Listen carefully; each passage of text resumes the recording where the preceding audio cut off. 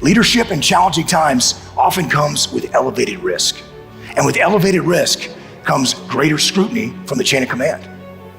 But I learned in Ramadi that leadership doesn't just mean leading the team assigned to you. Leadership requires leading up the chain of command as well. In our first few weeks on the ground there, I often got frustrated from the questions and scrutiny from my commanding officer and his staff about our combat missions. I'd send them my plan for a combat operation for their approval, but they wanted to know the specific gear that every operator was going to carry. They wanted a seating chart of where everyone was going to sit in the vehicles. They wanted the details of how we set up our quick reaction force, the rescue party that would come bail us out in the event that we got ourselves in a jam.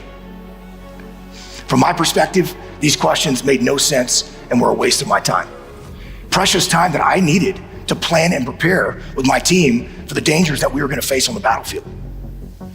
The specific gear that every operator carried varied with each mission, and the seating chart often changed at the last minute as we swapped personnel around. And of course, we set up our quick reaction force. To not have a rescue party at the ready was suicide. Multiple US and Iraqi units were overrun during our time there. I was frustrated. I felt micromanaged. And worst of all, I felt like I was in a hopeless situation because I didn't think my senior leaders trusted me.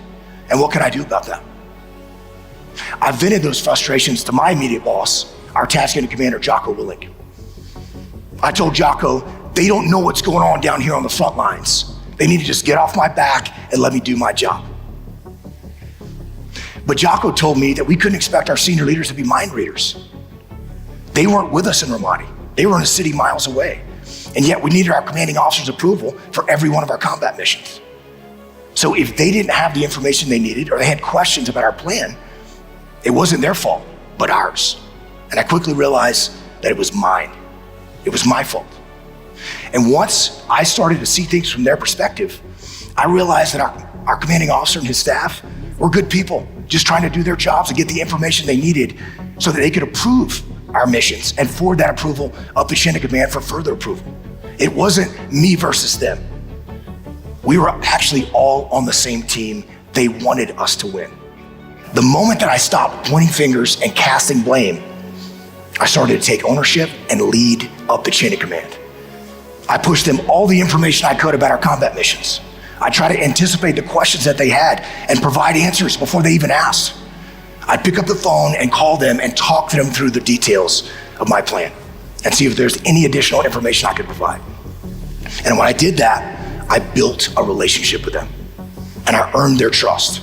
And as a result, our commanding officer approved all of our combat operations, and we were able to go out and execute missions that had significant impact on the battlefield and made sure a lot more soldiers and Marines came home to their families. Leadership doesn't just flow down the chain of command. It flows up the chain of command as well.